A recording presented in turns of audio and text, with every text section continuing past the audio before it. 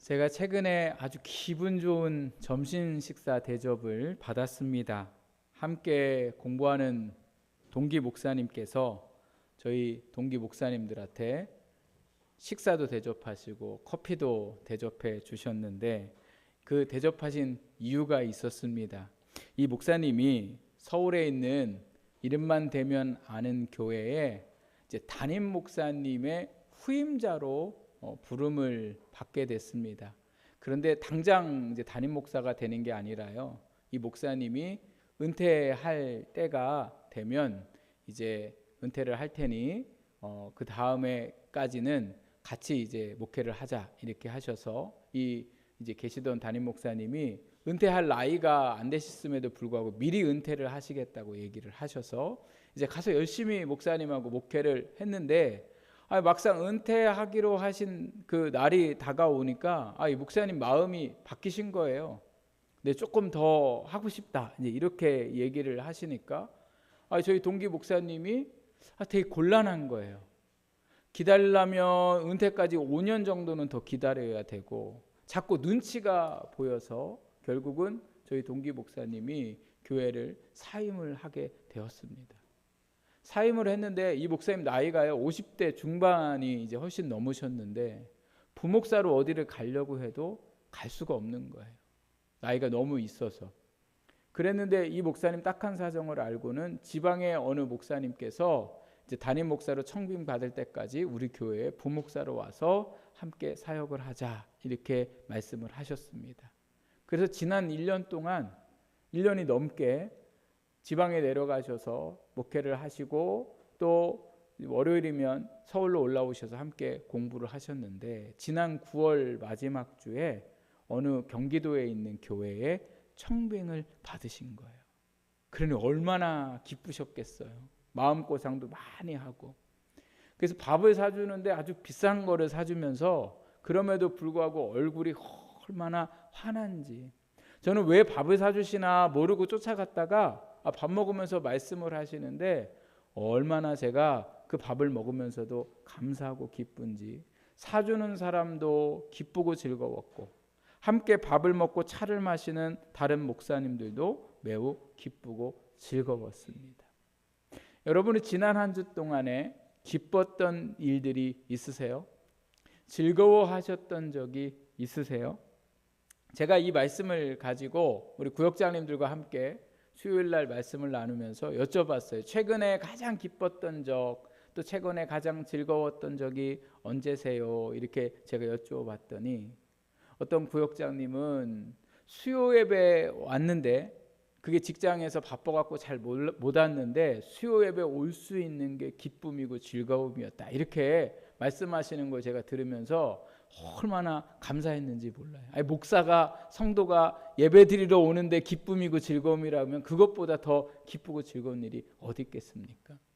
또 어떤 구역장님은 기쁘고 즐거웠던 일이 뭐가 있습니까? 라고 여쭤봤더니 최근에 본 영화 때문에 기쁘고 즐거웠다 이렇게 말씀하셨어요. 네, 맞아요. 우리가 보는 드라마나 영화나 어느 좋은 이제 모습을 보면 기쁘고 즐거울 때도 있습니다.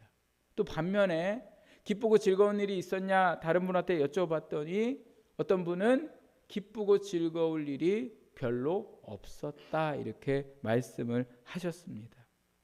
우리의 인생은 기쁘고 즐거울 일이 많을까요? 아니면 기쁘고 즐거운 일이 별로 없을까요? 지난주를 한번 생각해 보세요. 아니면 그 전주, 아니면 한 달 전, 여러분 기쁘고 즐거운 일들이 막 생각이 납니까? 너무 많아서 주체할 수 없습니까? 아니면 곰곰이 생각해 봐야 이게 조금 기뻐했구나. 이게 조금 즐거웠구나. 전자세요? 후자세요? 후자죠. 이상하게 기쁘고 즐거운 일이 별로 없는 것 같아요. 보이는 것도 그렇고 앞으로 일어날 것도 생각해 보면 기쁘고 즐거울 일보다는 별로 기쁘고 즐거울 일이 없을 것 같을 때가 훨씬 더 많더라는 거예요. 그럼 정말 오늘 우리의 삶에는 그렇게 기쁘고 즐거울 일이 없었을까? 그리고 우리의 삶의 앞으로의 삶도 기쁘고 즐거울 일이 없을까? 하나님께서 주신 말씀을 보면 14절에 보니까 스바냐 선지자가 백성들에게 뭐라고 얘기하고 있냐면 기뻐하며 즐거워하라 이렇게 말합니다. 그런데 여러분 말씀을 한번 보십시오. 14절 시온에 따라 노래할지어다 이렇게 얘기하면서 이스라엘아 기쁘게 부를지어다, 또 예루살렘에 따라 전심으로 기뻐하며 즐거워할지어다. 여기 시온에 따라 또 예루살렘에 따라 이렇게 말씀하고 있는 건 모두 다 뭐냐면 유다 백성들에게 말하는 표현입니다. 그러니까 이스라엘 백성들아 기뻐하고 즐거워해라. 그런데 기뻐하고 즐거워하라는 그 말을 두 번이나 같이 반복하면서 두 번째 기뻐하고 즐거워하라고 이야기할 때에는 그 기뻐하는 그 말씀 앞에 다른 말씀을 더 첨가시켰어요. 그게 바로 뭐예요? 전심으로 기뻐하고 즐거워하라 이렇게 말하고 있는 거죠. 전심이 뭡니까? 전심은 온 마음을 다하여 이런 뜻이고, 또 심지어 마음에 그런 마음이 들지 않아도 의지를 가지고 기뻐하고 즐거워하라는 말씀이세요. 왜 스바냐 선지자가 이 지금 이스라엘 백성들에게 기뻐하고 즐거워하라고 할까? 그것도 전심으로 기뻐하고 즐거워하라는 거죠. 그런데 지금 이 말씀을 전할 당시에는 기뻐하고 즐거울 일이 없습니다. 오히려 슬퍼하고 낙심한 일들밖에 없었습니다. 이 말씀을 듣는 사람들은 믿음의 사람들이었고, 당시의 믿음의 사람들은 다른 사람들에게 핍박을 당하기도 하고 어려움을 당하기도 하고 심지어 죽음을 당하는 그러한 위협까지 받았던 시대였습니다. 나라적으로는 바벨론에게 곧 멸망을 당해 포로로 잡혀갈 수밖에 없는 상황에 이르렀습니다. 그러니 걱정할 일들밖에 없는 이 백성들에게 지금 뭐라고 말씀하고 있다고요? 기뻐하고 즐거워하라는 거예요. 왜 이런 상황에 기뻐하고 즐거워하라고 했을까? 그것은 오늘 말씀에 보니까요, 두 번이나 반복하고 있는 말씀이 또 한 가지가 나오는데 그게 바로 뭐냐면 여호와 하나님께서 백성들 가운데에 함께 하시고 그들을 구원하시는 하나님이시기 때문에 너희가 뭐예요? 기뻐하고 즐거워하라는 거예요. 너희 눈에 볼 때에 환경적으로는 낙심하고 절망하고 미래가 어두운 상황이지만, 그럼에도 불구하고 그 낙심하고 절망적이고 어두워 보이는 그 미래 가운데에 하나님이 너희와 함께 하시고 그 가운데에 너희를 구원하시기 때문에 너희는 기뻐하고 즐거워해야 한다 이렇게 말씀하고 있는 거죠. 하지만 믿음의 사람들은요 어떻게 생각했냐면, 아니 정말 하나님이 우리 가운데 계시면 우리가 이렇게 어려움을 당할 수 있을까? 정말 하나님이 우리 가운데 구원하시면 어떻게 우리가 바벨론 사람들에게 멸망을 당할까? 우리가 어떻게 외로움과 괴로움을 속에 살아갈까? 이렇게 의심을 할 수밖에 없는 상황이었더라는 거예요. 그럼에도 불구하고 하나님께서는 선지자 스바냐를 통하여 어려운 환경 가운데 하나님이 함께 하시고 그들을 구원하실 것이라 말씀하셨습니다. 오늘 우리의 현실도 조금 전에 말씀드렸던 것처럼 즐거워하고 기뻐했던 일들을 찾기에 별로 없고, 미래를 생각할 때에, 내일을 생각할 때에 그렇게 기쁘고 즐거운 내일을 맞이할 것 같지 않은 상황 속에 우리가 살고 있습니다. 그러나 오늘 우리의 눈과 우리의 환경에는 기뻐할 일도 즐거워할 일도 없지만, 우리의 그 모든 안 좋은 환경 속에 하나님이 함께 계시기에, 그리고 그 환경 가운데 우리를 구원하시기에 우리는 뭐예요? 기뻐하고 즐거워하는 하나님의 백성이 되어야 할 줄 믿습니다. 오늘 기뻐하고 즐거워할 일은 보이는 환경 가운데 있는 게 아니라 그 환경 가운데 함께 계시는 하나님을 믿을 때에 오늘도 우리가 뭐예요? 기뻐하고 즐거워할 수 있더라는 거죠. 지난주에 저희가 하박국 선지자의 고백을 보았잖아요. 하박국 선지자가 무슨 고백을 했습니까? 나무에 열매가 없고 또 외양간에 송아지가 없고 우리의 양이 없고 밭에 어떠한 소출이 없어도 하박국 선지자는 뭐로 인해 기뻐하고 즐거워하겠다고 고백했어요? 예, 하나님으로 말미암아 나는 즐거워하고 기뻐하겠다. 그 이유가 뭐예요? 하나님께서 나의 발을 사슴과 같게 하사 나로 높은 곳을 다니게 하시는 힘을 주시기 때문이다. 이렇게 고백하잖아요. 오늘 스바냐 선지자는 무엇으로 하나님 앞에 즐거워하고 기뻐하겠다고 얘기해요? 그 하나님께서 그 어려운 환경 가운데 함께 하시며 그 환경 가운데 우리를 구원하실 것에 대하여 기뻐하고 즐거워해야 한다고 말씀하고 있습니다. 오늘 우리의 삶에 이 말씀을 생각해 보면서 제가 떠오르는 장면이 있었는데, 저희 막내 딸이 물놀이 하는 걸 참 좋아합니다.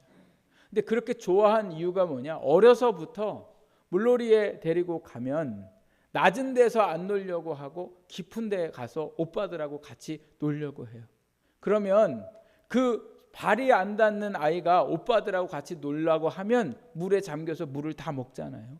근데 절대 물을 안 먹고 물도 무서워하지 않습니다. 그 이유가 뭐냐? 수영을 잘해서가 아니라 아빠인 제가 그 물 가운데에 함께하고 그 아이를 안고 있으니까 아이가 물이 깊은데도 두려워하지 않을 뿐만 아니라 물에서 즐거워하고 기뻐하더라는 거예요. 심지어 시간이 지나고 나니까 제 손에서 벗어나서 그 물에서 자기 마음대로 어떻게 해보려고 그렇게 하더라는 거예요. 왜 그렇습니까?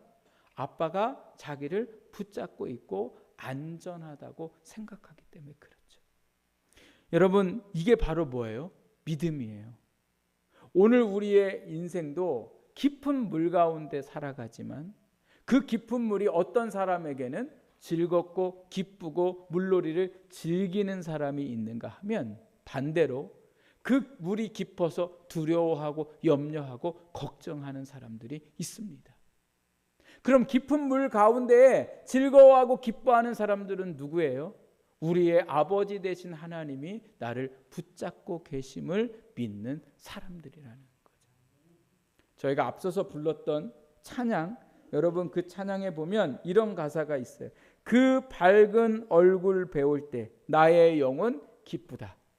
하나님의 밝은 얼굴을 배울 때 나의 영혼은 기쁘다. 이렇게 얘기하거든요. 여러분, 오늘 우리가 하나님의 그 밝은 빛을 어떻게 우리가 볼 수가 있겠습니까? 우리가 그 빛을 우리의 눈으로 볼 수 있습니까? 아니요. 우리가 빛 대신 하나님의 얼굴이 나를 향하고 있음을 우리가 뭐 할 때요? 믿을 때 나의 영혼 뭐예요? 기쁘다. 얼굴을 비춰주셔야 우리에게 기쁨이 있는 게 아니라 그 빛난 얼굴을 이미 비춰주고 계시고 우리는 그 빛난 얼굴을 믿고 나아갈 때에 내 영혼이 기뻐지는 역사가 일어날 줄 믿습니다.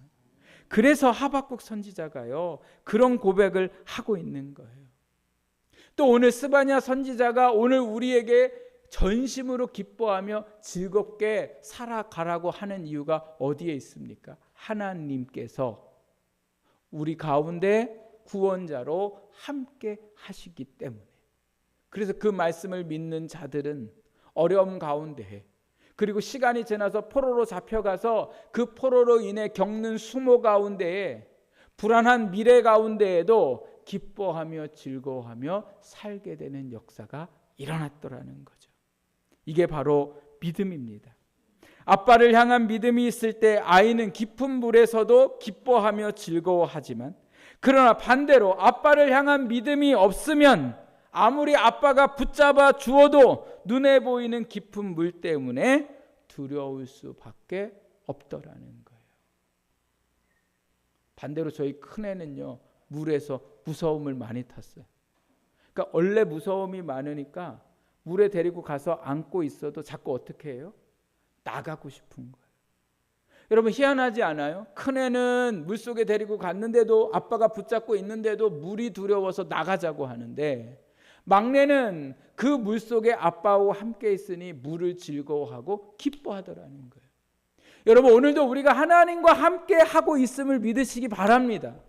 그런데 오늘 내 안에 불안하고 여전히 미래가 쉽지 않고 그래서 염려되고 걱정이 많다면 오늘 하나님이 나와 함께 안 하시는 게 아니라 우리가 그 하나님이 함께 하심을 뭐하지 못해요? 믿지 못하더라는 거예요. 어떤 목사님은 이 말씀에 대하여 믿음의 정의를 뭐라고 얘기하냐면 믿음은 성취입니다 이렇게. 한번 여러분 따라해 보세요. 믿음은 선취입니다. 여기 선취라는 건 뭐냐? 아직 이루어지지 않은 것을 내가 이루어질 줄 믿음으로 우리가 그 말씀대로 이루어지는 삶을 살게 되더라는 거예요. 이루어져서 믿는 게 아니라 이루어질 것을 믿을 때에 그 삶에 이루어진다는 거예요. 저는 그 말씀을 들으면서 아 그렇구나라는 생각이 들었어요. 여러분 하나님의 말씀대로 우리 눈에 이루어진 것을 보는 게 아니라 말씀이 이루어질 것을 우리 안에 믿을 때에 그 말씀대로 되는 역사가 있을 줄 믿습니다. 그러면 하나님께서 우리 가운데 함께 하시며 구원해 주시는데 어떻게 우리를 함께 하시면서 구원해 주실까? 오늘 15절 19절 말씀에 보면 뭐라고 말씀하고 있냐면 내 원수를 쫓아내 주시며 너를 괴롭게 하는 자를 다 벌하겠다라고 말씀하고 계세요.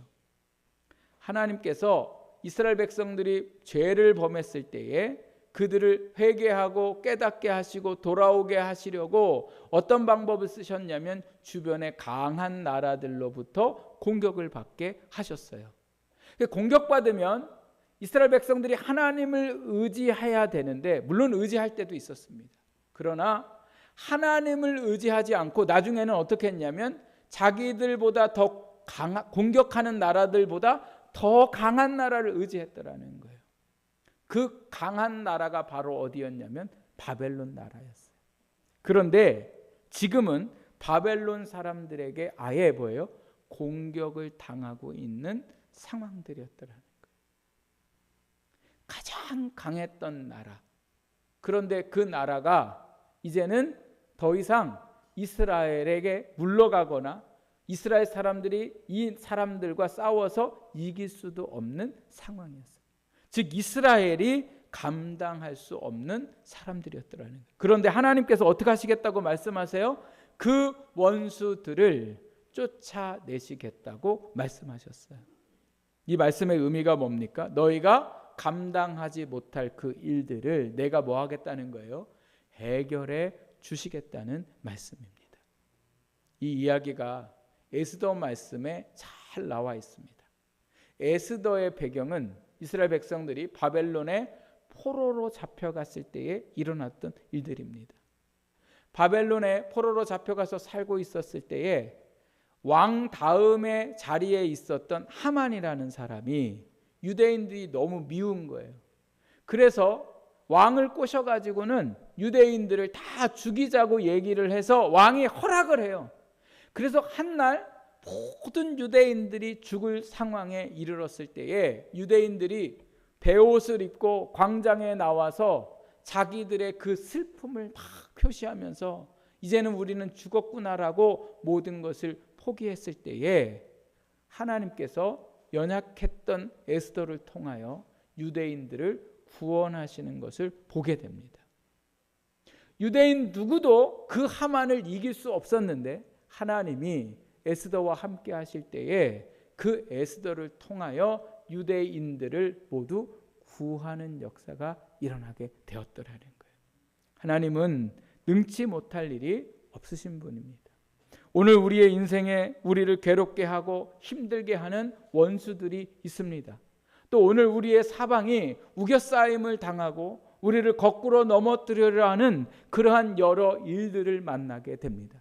그때 하나님께서 그 모든 원수들을 우리를 향하여 이기게 하실 줄 믿습니다. 또한 오늘 영적인 우리 원수들이 있습니다. 사탄들이 우리 마음에 의심하게 하고 원망하게 만들고 또 죄로 유혹당하게 만드는 그 모든 상황에 하나님께서 그 모든 싸움 속에 승리케 하시는 분이 바로 하나님이십니다.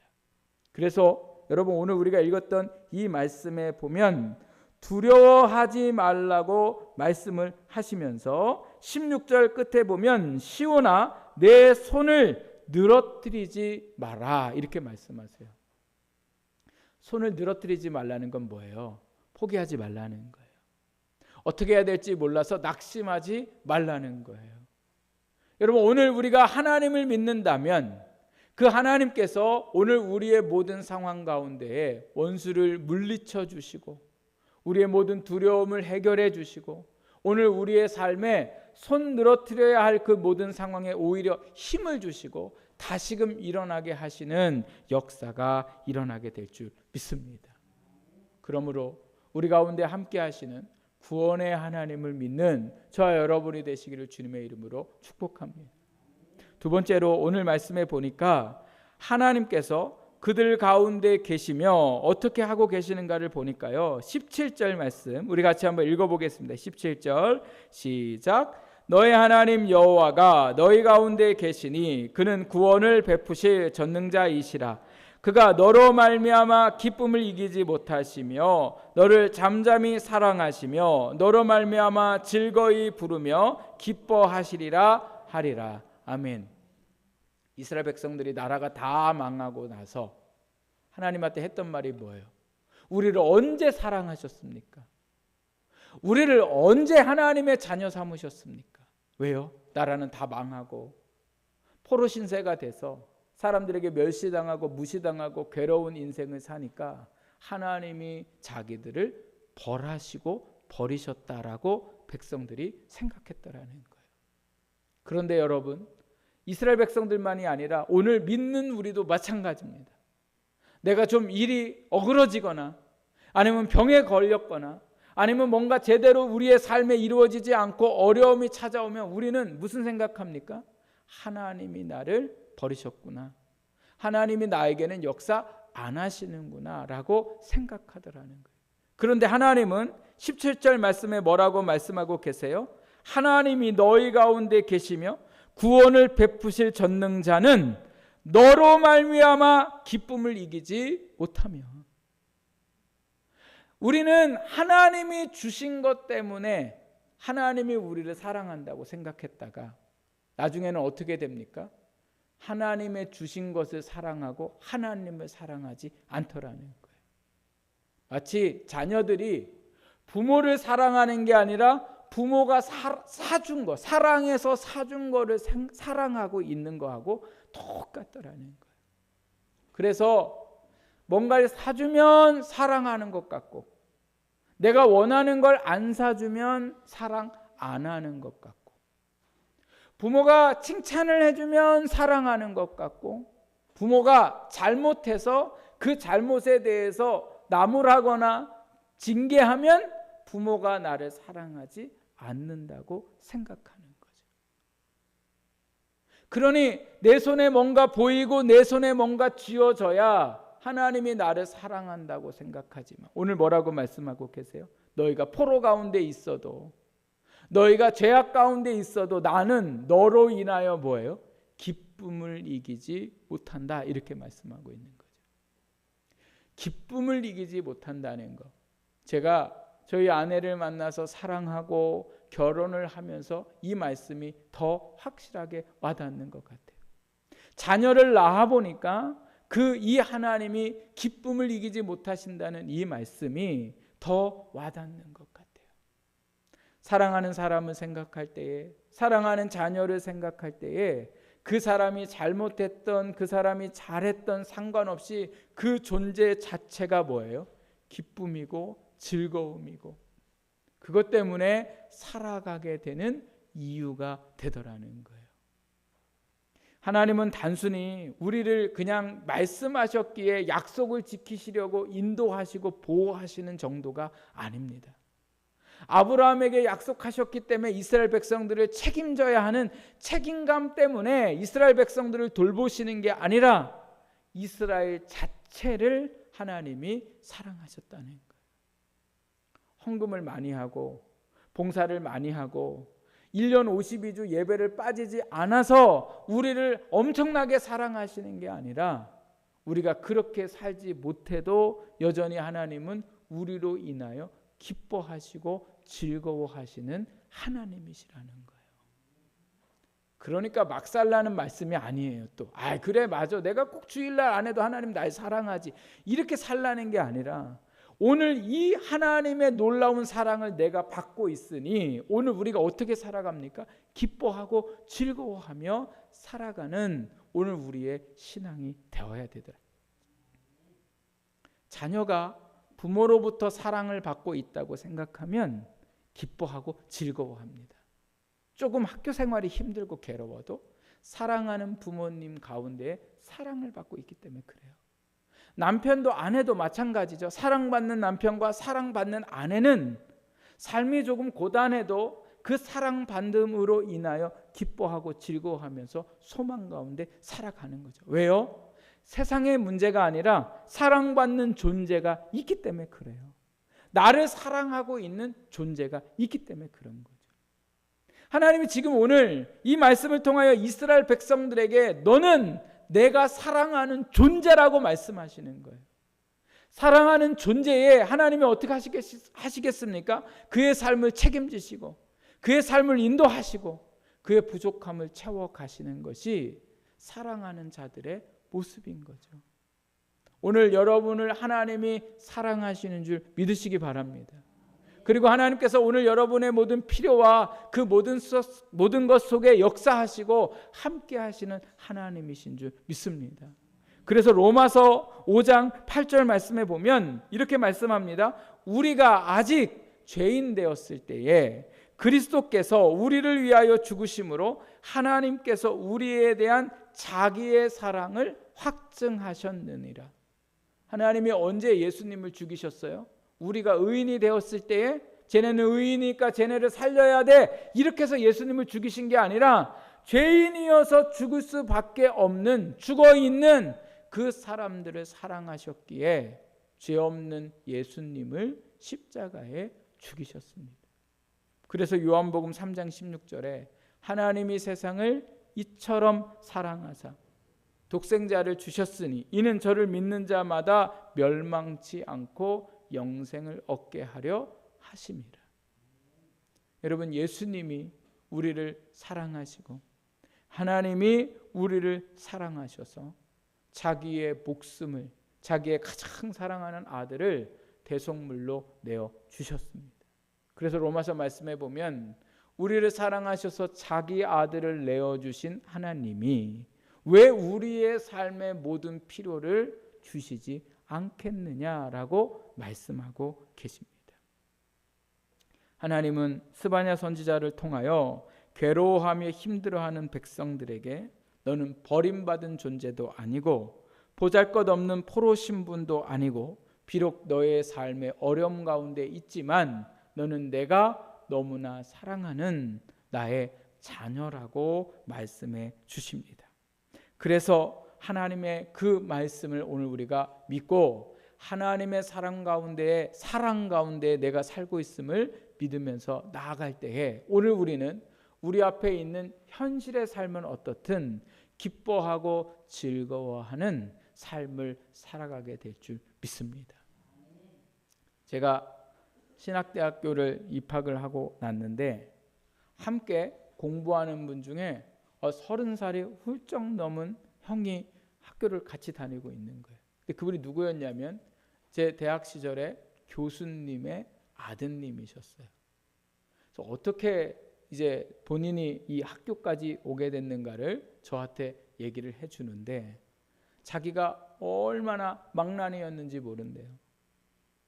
하여튼 집 나가기를 수시로 나가고 하여튼 아버지가 하라는 대로 반대로 행동하고 막 이랬는데 놀랍게도 살아오는 동안 아버지한테 한 번도 꾸중을 들은 적이 없대요. 잘못했을 때마다 아버지가 끌어안고 내가 너를 사랑한다, 내가 너를 믿는다, 이 말만 하셨다는 거예요. 뭐 돈 훔쳐서 나가서 들어와도 이놈의 새끼 돈 갖고 어디 가서 뭐 하다가 이제 들어와, 이런 얘기 안 하고 내가 너를 사랑한다. 내가 너를 믿는다. 그러니까요, 오히려 이 형님이 마음에 자꾸 엇나가다가도 나중에는 마지막에 가는 자리가 어디예요? 아버지한테 가는 거예요. 왜요? 아버지는 여전히 뭐 하니까? 나를 사랑하시고 나를 믿어주니까. 그러던 어느 날 자기 마음에 아버지가 안아주고 사랑하고 믿는다는 그 얘기가 확 들어오더래요. 그리고 나서 자기의 삶이 완전히 바뀌었다는 이야기를 하면서, 여러분, 어떤 부모가 그 목사님처럼 교수님처럼 그 아들에게 할 수가 있겠습니까? 사람을 바꾸는 건요, 어떠한 교육이 아니라 사랑이 돼요. 사랑. 그런데 오늘 우리의 삶을 바꾸는 것도 마찬가지입니다. 하나님께서 우리를 사랑하신다는 그 사랑을 믿을 때에 오늘 우리의 삶이 기뻐하고 즐거워질 줄 믿습니다. 사랑하는 여러분, 여러분과 저의 삶은 하나님의 사랑 안에 있음을 믿으시기 바랍니다. 우리의 눈에는 기쁘고 즐거울 일이 없는 것 같지만 우리의 기쁨과 즐거움의 이유는 오직 우리 가운데 함께 하시며 구원하시는 하나님이신 줄 믿습니다. 우리 이 시간